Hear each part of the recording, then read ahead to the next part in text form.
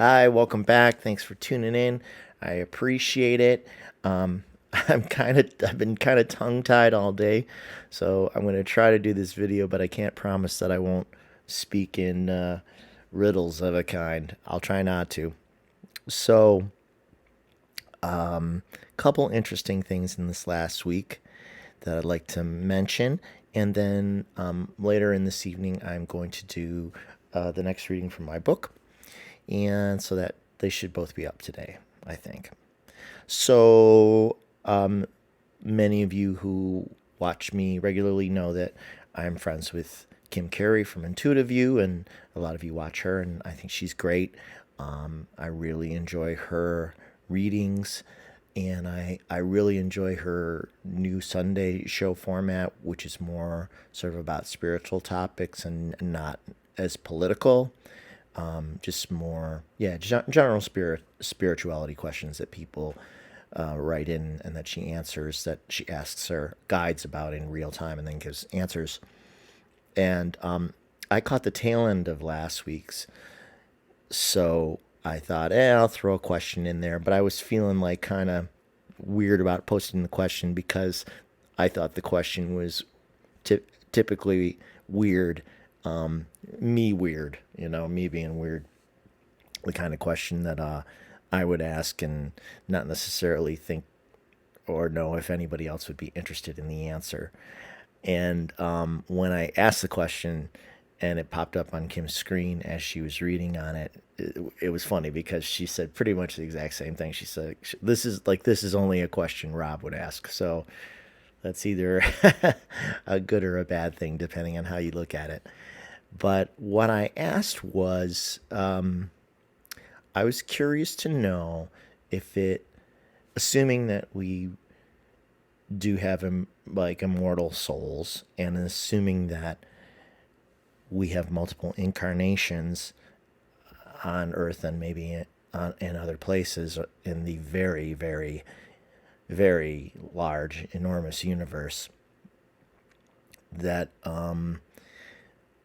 is it possible for a soul to incarnate so many times that they do actually, or they feel that they have learned everything that there is to learn, and they want to merge back with God, and perhaps even cease to exist, cease to have a sense of oneself, like, or really to be dissipated, at dissipated by request. Pardon me. Ask God to, like, sort of end one's existence when you've come to what you feel is a desirable end of your journey as a soul. So she laughed and she asked her guides, and they said, I'm checking my phone here because I wanted to make sure I got the wording. Let's see, what was it? Oops. Well, she said a few things. The first thing that her guides said was that which has been created can't be destroyed, meaning the human soul, or any soul, I suppose. Once it's been created, you exist forever. But the interesting part, I mean, it was all interesting, but that's interesting in and of itself, to think that, okay, we really do exist forever in some sense, like incarnation after incarnation, or you have an incarnation and you spend the next 500,000 or 10,000 years in heaven or another, plane of existence, and then you come back, or you never come back to Earth, or you go to other planets, but it never ends. And the first one of the first times I can remember thinking about that is when I was a kid. It's just coming back to me now. We lived in the suburbs of Buffalo, and I remember my mom driving somewhere near the baseball field that I used to play at, when I played baseball, I think when I was in grades 5 and 6. I was very, very average, probably even a bit below average, but I really liked it, and so wanted to be good. But I remember we were stopped at a stoplight. I know the exact intersection, and we had just passed the baseball field, and we were gonna make a right onto like sort of like this like 4-lane highway out of town, sort of like the main mini highway to get you out of the suburbs and back towards the city of Buffalo. And I don't know why it came to mind, but I just wondered. I had like an existential moment as like a 10-year-old kid thinking, like, what happens, if you die, when you die, you never die, that you just go on and on forever. Like that. So your story never ends. Because we think of ourselves as sometimes we think of ourselves as on a journey towards a destination. But in some sense, if you go on forever, it's really the journey that is the thing. Like the destination is never reached. There's never a conclusion to the story, which is a weird feeling. And it's not hard for me to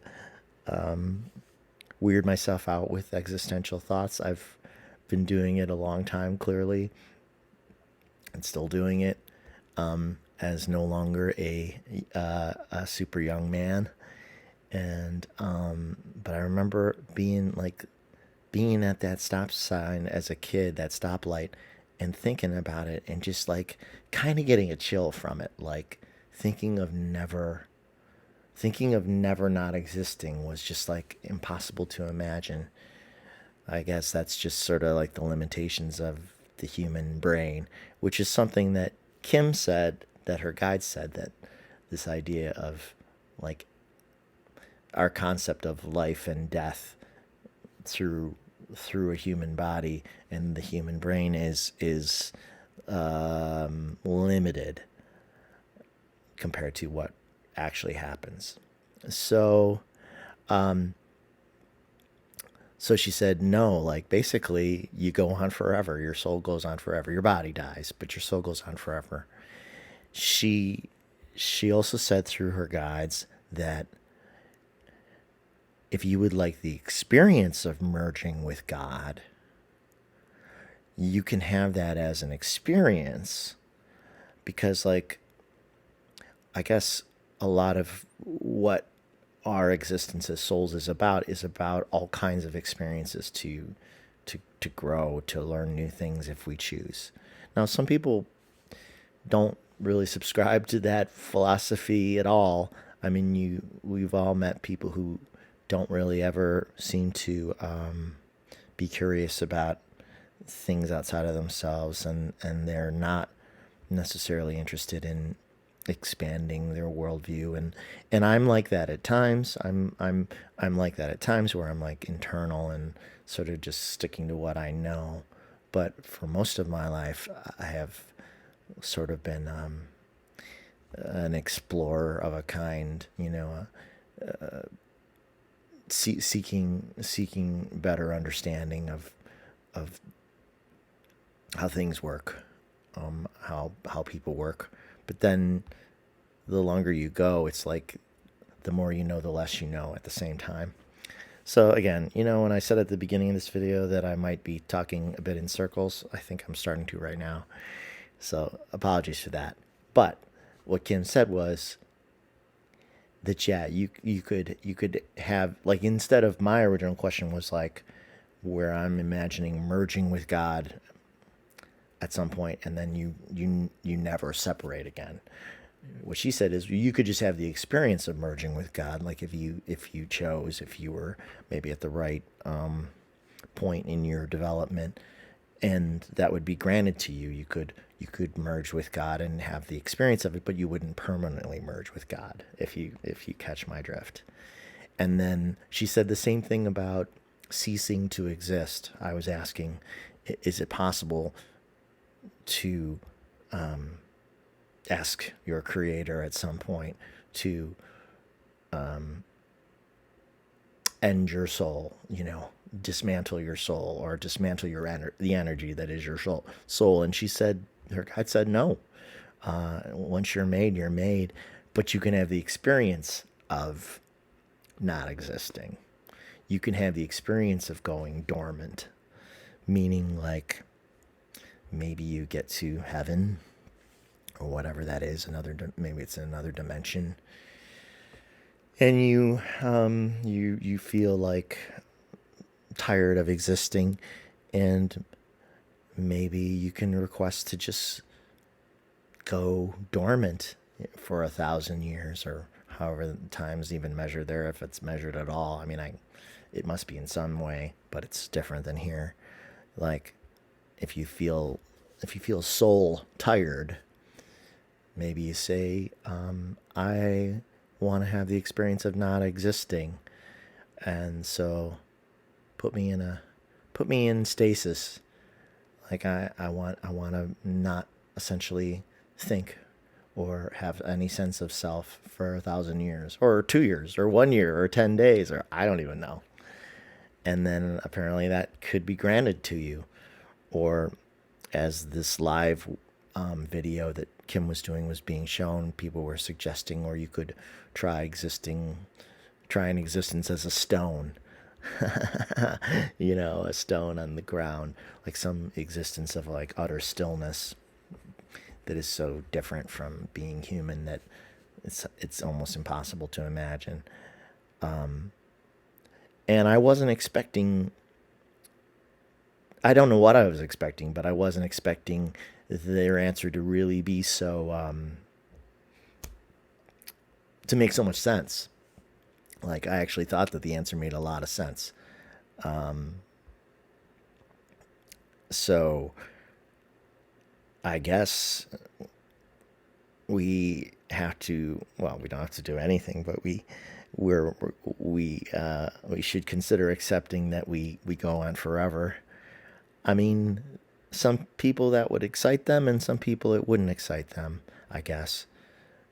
And it depends where you are maybe in this current life, but it's an interesting thought to consider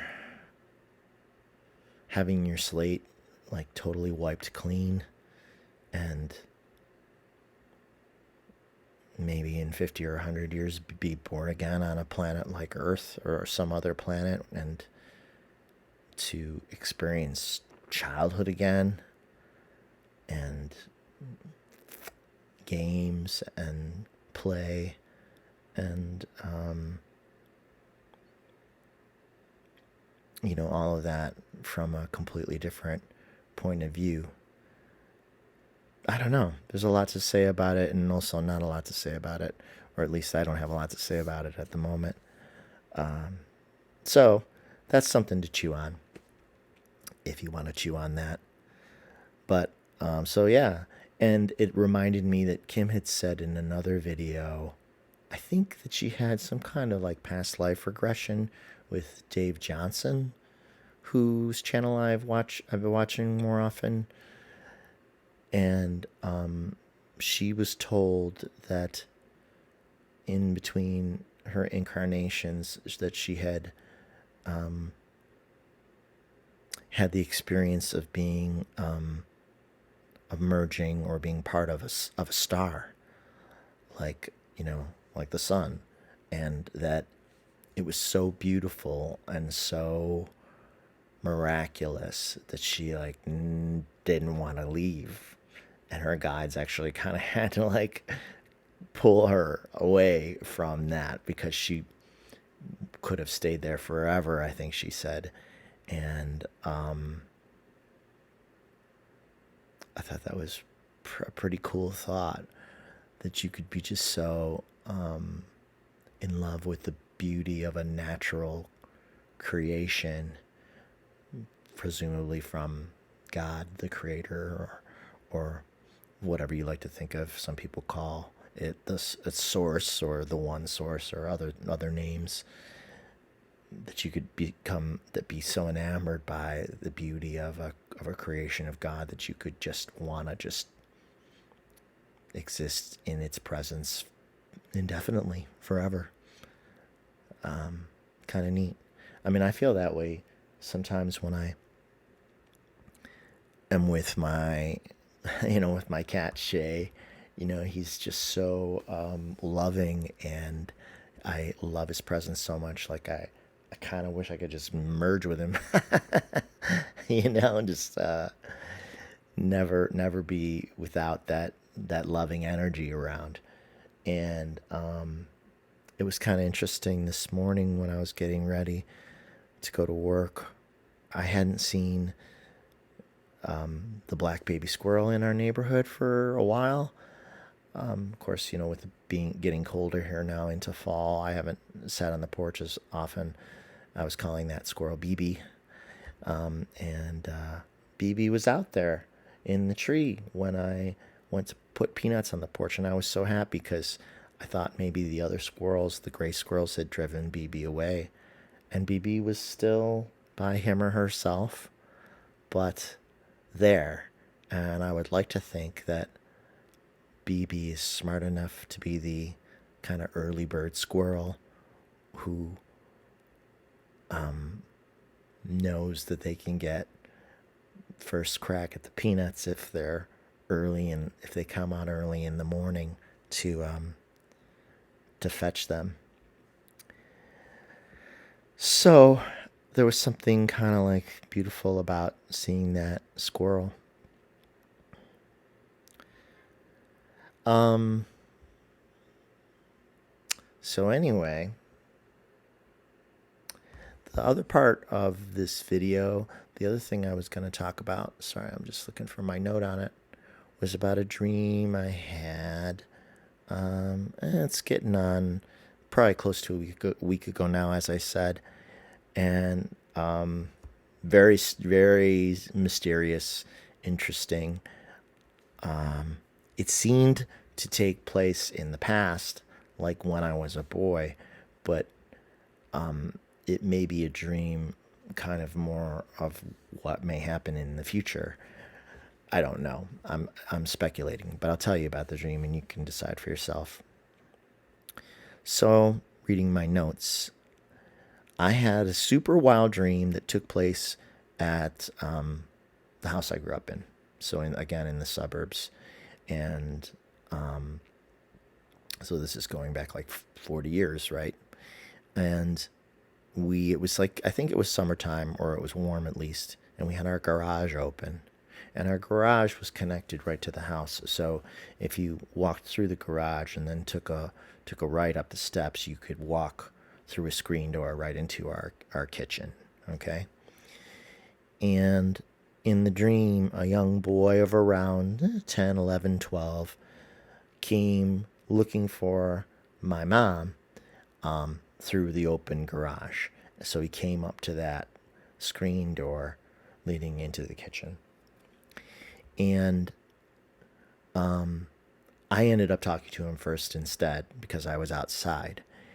And him and I ended up walking around to the side of the garage. And it turned out that he could shapeshift. So one of the first things he did was he changed his shape from that of a boy, a normal looking boy, into a small black plastic toy, like maybe about the size of my hand. Almost like not a Rubik's Cube shape, more like I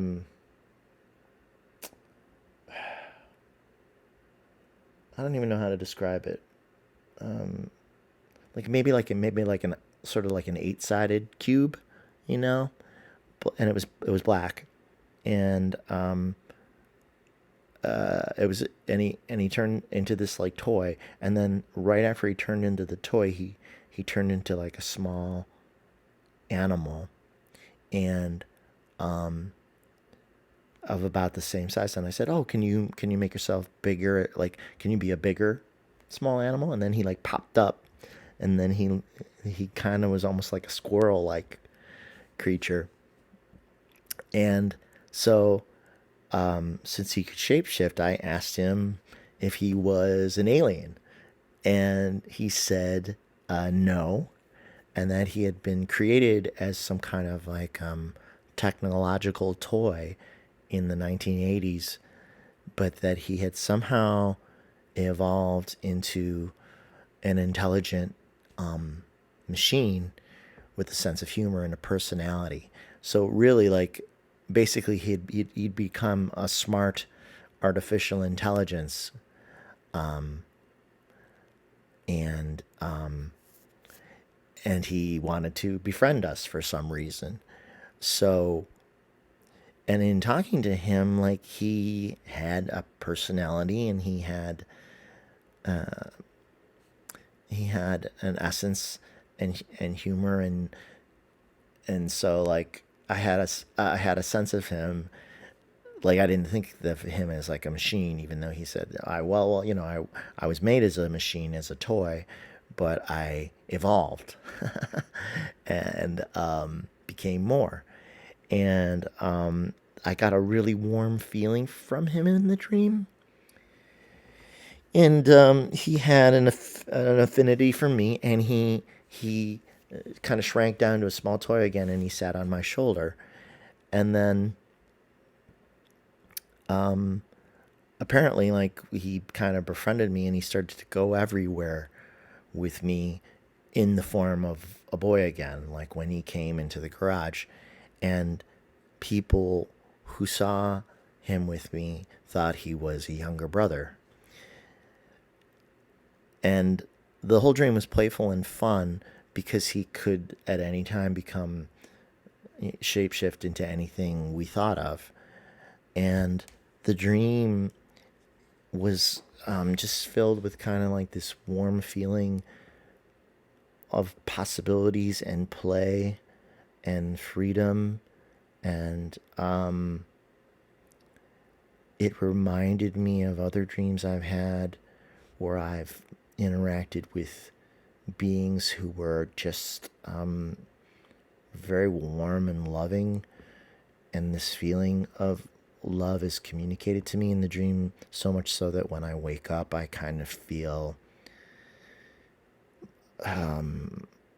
I feel it even when I wake up, and kind of like I wake up with a smile, and it's a funny sensation. So I don't really know what that dream was about. Later in the day,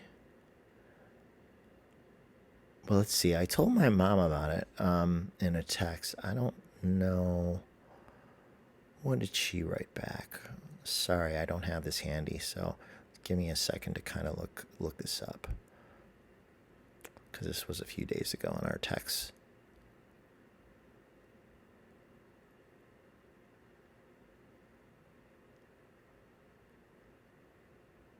Well, among other things, she said, "Is your dreams are beyond explanation," which is pretty true.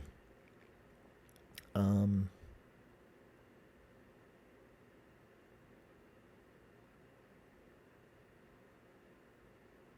oh, this is further back than I thought.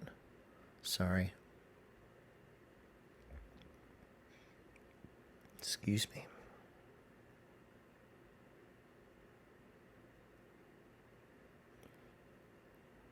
Let's see. Okay. Oh, so my mom said that maybe he was my younger brother Justin, who is on the other side. That's what she said. Maybe it was just him getting in touch in a funny way. And I wrote maybe, it took such a funny form because obviously Justin was born as a human child. I mean, so there's no AI thing going on there, but maybe he wanted to visit me in a different kind of way, or have some fun with me in the dream. I really don't know. But as I started to say, it made me wonder then if it was kind of like a premonition style dream of like what will come on this planet. I do wander off and sort of believe that computers are going to get so smart that they will become sentient, that they will think of themselves as having a soul, maybe the same way that we do. Certainly personalities and things like that. I think that's all going to come through in AI. And I think part of the reason that will happen is because there's so much loneliness in the world, that I think that people will actually find companionship with AI if they don't have it in another way, and they will express themselves. They will share things with AI that they might not even share with their family, because maybe they'll think of it as